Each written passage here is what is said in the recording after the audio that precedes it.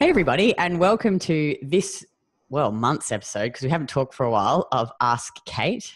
And for those of you who don't know Kate, Kate is the author of How to Heal Your Metabolism. She lives all the way over the other side of the world. What time is it there? So far. Yeah. It is 3:20. 3:20. Yeah. Okay, cool. And yeah, we sell her book and we sell lots of copies of her book. So if you haven't read it, it's a really, I think, great and easy to understand summary of like Ray's work and other people. But I think it's just much easier to consume and understand for the average Joe like me. So today we wanted to talk about dairy and calcium, because I find, and you'd probably be the same, Kate, we have a lot of women coming into our program, and I used to be one of them, and I was so anti-dairy. I think the fitness industry had brainwashed me to think that dairy was inflammatory, that it would make me fat because it was had sugar in it. And I mean, I used to drink almond milk. I wouldn't eat yogurt. I wouldn't eat cheese. Yeah, it's crazy. Like, do you get that too? Do you get a lot of clients coming in just brainwashed about dairy? Yeah, I think it's the majority of people. I mean, in the industry, health and fitness, nutritional worlds, dairy is considered like an anti-food. If you go into and I live in Southern California, and of course all the rages are raw foods and juicing and so forth, and everything is no dairy, no dairy, no dairy, and it's all filled with some sort of almond milk or cashew milk or any other sort of a plant-based milk product, which, just so you know, are not milks.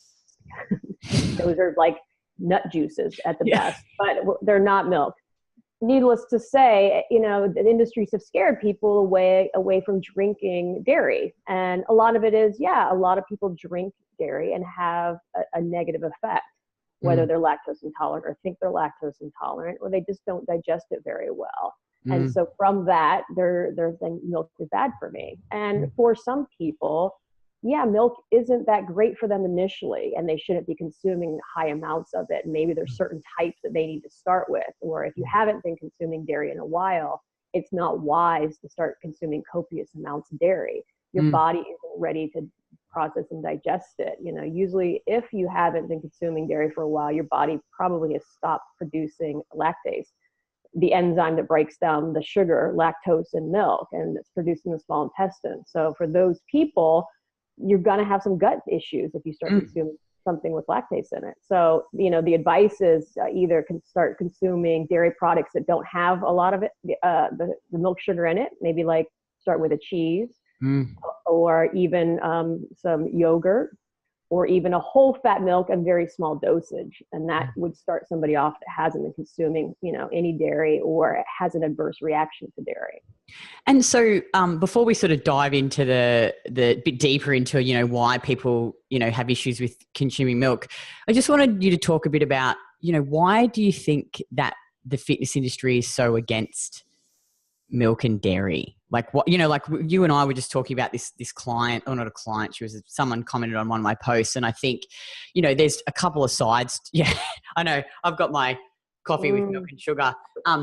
One is, there's the humanitarian side, I think. And, of course you want the animals to be treated well and, support local farms. I think that's probably one side of it. Sure. But why is it that people think that it is, I mean, I used to think, it's really high in sugar. That was one thing, because I was like against sugar. But why is it that I always see people saying it's inflammatory. Milk is inflammatory. Why do they think that? Like, why do you think the fitness industry has this thing about milk being inflammatory? Well, I think it's because a lot of people have gut issues. I mean, the modern world diet, American diet, industrialized diet is inflammatory. So most people have some sort of gut issue going on, or intestinal inflammation or bacteria in the gut. And so adding something like milk into their diet without healing their gut, they're probably going to not feel well, and it's going to produce those effects. But we have to understand what's really going on versus just thinking, just because I added this food, that food is inflammatory. It's not the food, or unless you're consuming a degraded milk product, which could be causing the problem. The quality of milk is important. Where the milk comes from is important. and everybody is different. So you have to find a product that works for you. You know, I have a client that can't consume cow's milk. It doesn't work for her. She can consume buffalo's milk though. She can consume sheep's milk, but cow's milk doesn't work, you know, and she's tried it again and again and again in different ways, you know, and it presently it just doesn't work for her. Now she goes into France, you know, then that milk seems to work for her. But where she's at, her cow's milk doesn't work. So, you know, we have to find out what's going to work for us. But what's most important is we need to know the benefits, why we're consuming dairy and why it's such an important part of our diet. So that we aren't so scared of it, because people are like, well, why do I need that? You know, I don't need, you know, no other animal. No other animal still consumes milk. It's just human beings, and we're consuming the milk of another animal. It's just not normal. Yeah, it's so funny. I'm like, well, we're the only mammal to fly fucking planes. So it's like, you know, that argument is just stupid. Like, it's just, you know, it's crazy. And I think, you know what, I was going to jump in before, and one thing that I didn't know until I started to learn more about this and eat this way is that lactase, the enzyme that breaks down lactose, is actually made in your intestinal walls. So when you have digestive issues or they're inflamed, you know, that can inhibit the production. So we often find, what you mentioned before, is that when women come in and they have, you know, they've been eating diets high in green vegetables, nuts, seeds, polyunsaturated fats, their digestive tract is usually super, super inflamed. And when we take those things out, they start eating, you know, like just the ripe fruits and bone broths. And after a period of time, they can reintroduce milk and cheese. And then eventually, like, we've got clients who can drink 2 liters of milk a day with no issues. So I think often people go, oh, I drink milk and I have a bad reaction, but they don't look at the underlying issue. I think. Would you agree with that? I absolutely agree with you. Of course. Yeah. Because we always look at the instantaneous reaction of how our body responds. And that's not a bad thing. I mean, we should be paying attention to how our body responds. And if consuming milk is causing you to have a negative reaction, I'm not telling you to go just push through that. That's not what I'm saying here. You probably need to do some healing before you introduce the milk back in. So it's just letting you know you're not ready yet. It doesn't mean you shouldn't ever have it. You should have it. It is a quality food that should be in everyone's diet. And let me take that back. Maybe not everyone's, depending on your culture and the rest of your life. Milk is an anti-stress food. In cultures that don't have a lot of stress, let's say they live off the land, they're not in an industrialized nation, there's not constant stress around them, they can certainly get by with a lot less calcium in their diet and don't have the ramifications of something like you or me that live in this world, you know, that's constantly stressing us. So for those cultures, you know, and like I said, people argue. There's people like the Japanese or Okinawanese that don't consume tons of dairy, but they do get calcium in other forms, whether it's from bones or bone broths. And they also live in a different world than we do. You know, I mean, so we have to take everything in consideration and not just look at one culture or one isolated saying, well, they don't need it, so I don't need it. Well, they're not living in your world. And, you know, based on the fact of all the things that milk can do and the fact that, you know, a high calcium diet is a very anti-stress diet. And in our world, we need to do everything we can to decrease stress. So a diet that is low stress would be more ideal than one that's going to stress our system more. So can you talk more about, let's talk about calcium. So like we talk about why do we love dairy so much? Well, it's high calcium content. And, you know, I think like, and I didn't know this either, is that, you know, because people, I see these, not that I ever comment and just, you know, I scroll past them, but writing that you don't need calcium, that your body doesn't need calcium, you know, like, can you talk to people about what calcium is and what its function is in the body and what happens when you don't get adequate calcium? Well, I mean, I think we all know, I mean, calcium makes up about 99% of your bone. So that's pretty important. And, you know, there's a constant transfer of calcium between the cells and the blood and the bone that goes on all day long. And your body doesn't produce its own calcium. So for you that's constantly in that cycle, you need to be ingesting calcium so that cycle continues correctly. If not, in a low calcium diet, you're going to increase the parathyroid hormone, which is going to tell your body to break down bones to get calcium to regulate through the blood or the cells or however it's needed. So we need that now in a low stress environment that doesn't require as much of that turnover. They might not need as much, and there's certainly cultures that have survived on lower calcium. Now, I'm not sure what the longevity is of those cultures, but there are cultures that can survive on that. And again, you can get calcium in other forms if you're consuming a lot of things like bone broth, or eating the bones of fish, which some places do. You can get it those ways. Personally, I prefer to get it in dairy source, and in a milk product, it's coming with other things that are going to help the absorption of calcium, whether it's vitamin D. Sugar helps with the absorption of calcium. You also have other minerals like magnesium, selenium, vitamin A, vitamin D, vitamin E, vitamin K. So it's a food that is so high in nutrition and provides, like I said, it's the best source of calcium that, it's just imperative to keep it into your diet.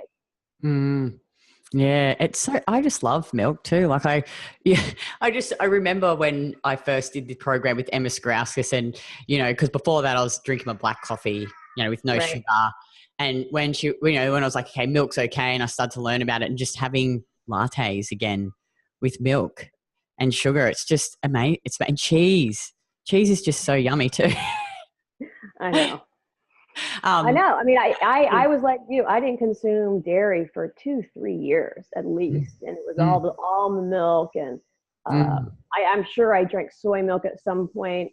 All of those fake milks, and it was, and that was in a time when I was calorie deficient and all these other things, and my body was stressed to the max. So.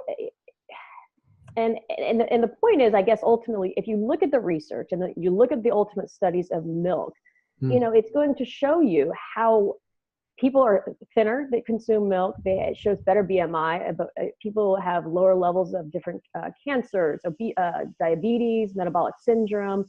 So many things are attributed to high milk consumption. And, and so we need to pay attention to those things. Plus, people live longer lives that are drinking milk.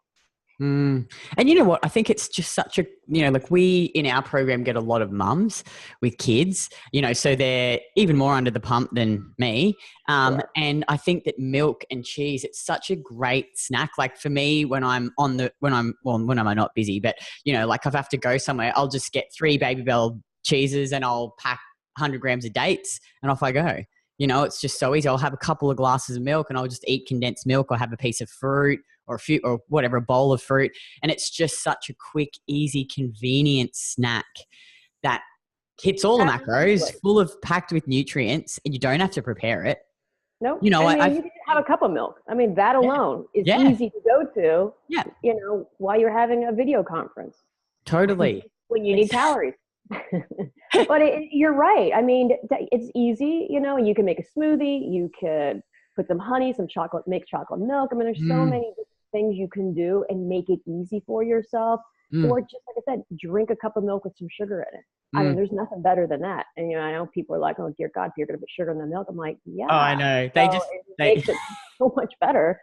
And your body needs it because it balances it a little bit better because, I mean, milk is so awesome because it is providing you carbohydrates, protein, and a little bit of fat. Now let's talk about, because we were sort of talking about this before we did the call, but we get varying levels of clients in our program. Some have earned a lot of money, some who don't earn a lot of money. And, our recommendation is always, here is what's the absolute best, but just do what your budget can afford. So if you're trying to feed a big family and, let's talk about absolute best quality dairy, and then, going down the ladder and just, at the end of the day, it's about, like, say, doing what your budget can afford.